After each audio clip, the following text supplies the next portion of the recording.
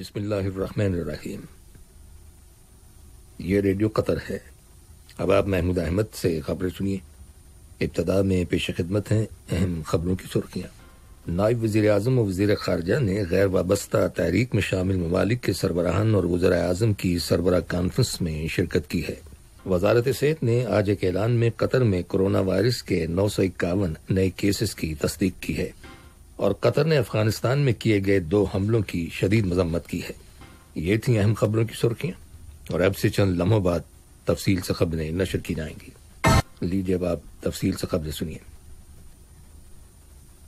صاحب اسم امیر شیخ تمیم بن حمد آل ثانی کی ہدایت پر نائب وزیر اعظم و وزیر خارجہ شیخ محمد بن عبد الرحمن آل ثانی نے غیر وابستہ تحریک میں شامل ملکوں کے سربراہان اور وزراء اعظم کی سربراہ کانفرنس میں شرکت کی ہے۔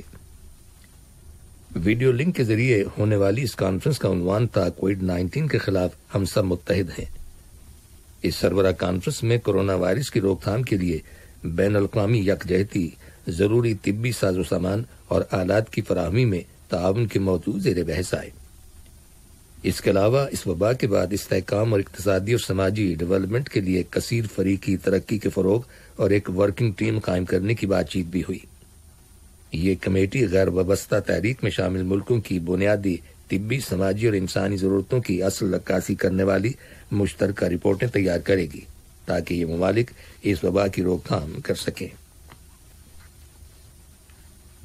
ریاست قطر نے یہاں پر مقیم غیر ملکی باشندوں کے وقار کو برقرار رکھنے کے اپنے عہد کی تصدیق کی ہے اور یقین دلایا ہے کہ انہیں کام کرنے کے لیے بہترین ماحول فراہم کرنے کا سلسلہ جاری رہے گا اور غیر ملکی ورکرز کو کرونا وائرس کے منفی اثرات سے محفوظ رکھنے کے لیے ہر طرح کی سہولتیں فراہم کی جائیں گی۔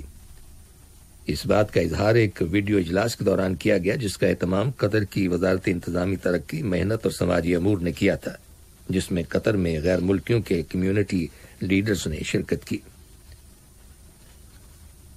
قطر کی وزارت صحت نے آج ایک اعلان جاری کیا جس کے مطابق قطر میں کرونا وائرس کے 951 نئے کیسز کی تصدیق کی گئی ہے، جبکہ گزشتہ 24 گھنٹوں میں مزید 114 مریض صحت یاب ہو گئے ہیں اور یوں شفا یاب ہونے والے مریضوں کی مجموعی تعداد 1924 ہو گئی ہے۔ وزارت صحت کے اعلان میں واضح کیا گیا ہے کہ نئے مریضوں میں سے کچھ غیر ملکی ورکرز ہیں جن کا پہلے سے وائرس سے متاثرہ لوگوں کے ساتھ رابطہ رہا، اور کچھ قطری شہری اور غیر ملکی باشندے ہیں جنہیں ان کے خاندانوں کے وائرس سے متاثرہ افراد سے میل ملاقات کی وجہ سے یہ مرض لاحق ہوا، اور پھر جن جگہوں پر وہ کام کرتے ہیں وہاں دیگر افراد سے رابطے کی بنا پر کچھ مزید لوگ وائرس سے متاثر ہوئے ہیں۔ ان تمام نئے متاثرہ افراد کو کرنٹین میں رکھا گیا ہے اور ان کی مکمل میڈیکل کیئر کی جا رہی ہے۔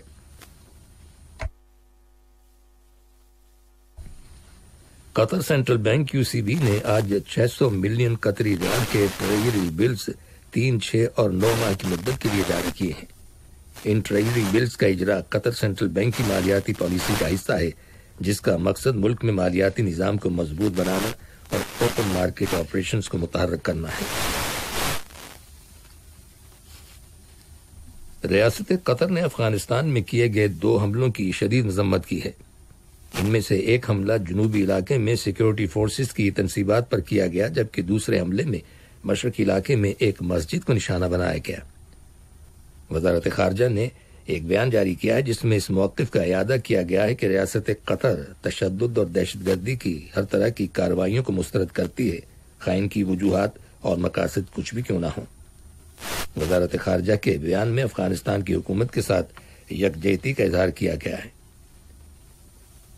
افغان طالبان نے سیکیورٹی فورسز پر حملوں کی ذمہ داری کا دعویٰ کیا تھا جس میں کم از کم 7 افراد مارے گئے تھے۔ عمان کی وزارت صحت نے اعلان کیا ہے کہ عمان میں کرونا وائرس کے 98 نئے کیسز رپورٹ ہوئے ہیں۔ ان میں سے 42 کا تعلق عمان سے ہے جبکہ 56 افراد غیر ملکی ہیں۔ وزارت کا کہنا ہے کہ ملک کے اندر کرونا وائرس کے مریضوں کی مجموعی تعداد 2735 ہو گئی ہے جبکہ 12 افراد کا انتقال ہو چکا ہے اور اسی دوران میں 858 مریض صحت یاب ہو گئے ہیں۔ یہ خبریں ریڈیو قطر سے نشر کی جا رہی ہیں۔ فلسطین کے صدر محمود عباس نے ان کے زیر انتظام مقبوضہ مغربی کنارے کے علاقے میں کرونا وائرس کے بحران کے پیش نظر نافذ کی گئی ایمرجنسی یعنی ہنگامی حالت میں 5 جون تک بس توسیع کرنے کا اعلان کیا ہے۔ یہ بات سرکاری خبر رساں ایجنسی وفا نے آج صبح اپنی رپورٹ میں بتائی ہے۔ اس سے پہلے 2 ماہ پہلے ہنگامی حالت کے نفاذ کے بعد مکمل لاک ڈاؤن کیا گیا تھا اور اسرائیل اور اردن کے ساتھ بارڈر کراسنگ بند کر دی گئی تھی۔ علاقے میں تمام تعلیمی ادارے اور مساجد بند ہیں۔ مغربی کنارے میں کرونا وائرس کے 345 کیسز سامنے آئے ہیں، جبکہ وائرس سے 2 اموات کی اطلاع دی گئی ہے۔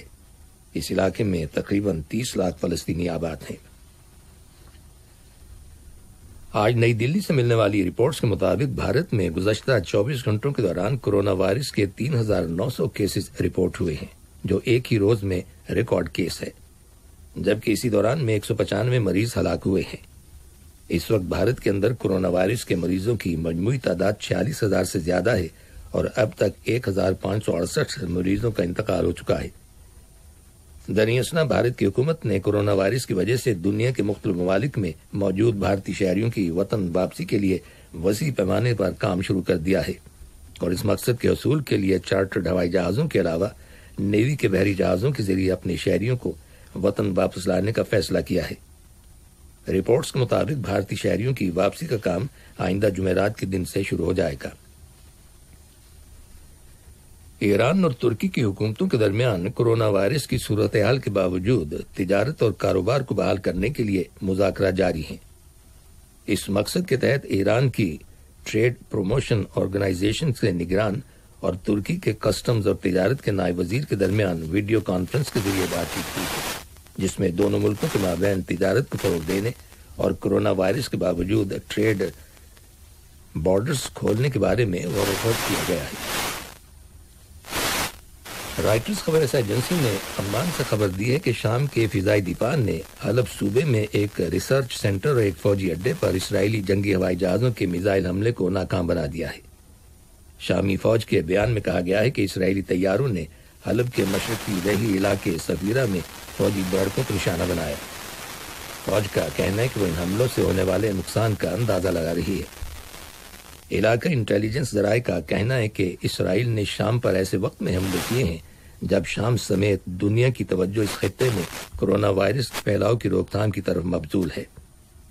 واضح رہے کہ اسرائیل اس سے پہلے بھی شام کی فوجی تحقیقاتی تنصیبات پر حملے کر چکا ہے، جن کے بارے میں اس کا کہنا ہے کہ وہاں کیمیکل اور بایولوجیکل یعنی کیمیائی اور حیاتیاتی ہتھیار تیار کیے جاتے ہیں۔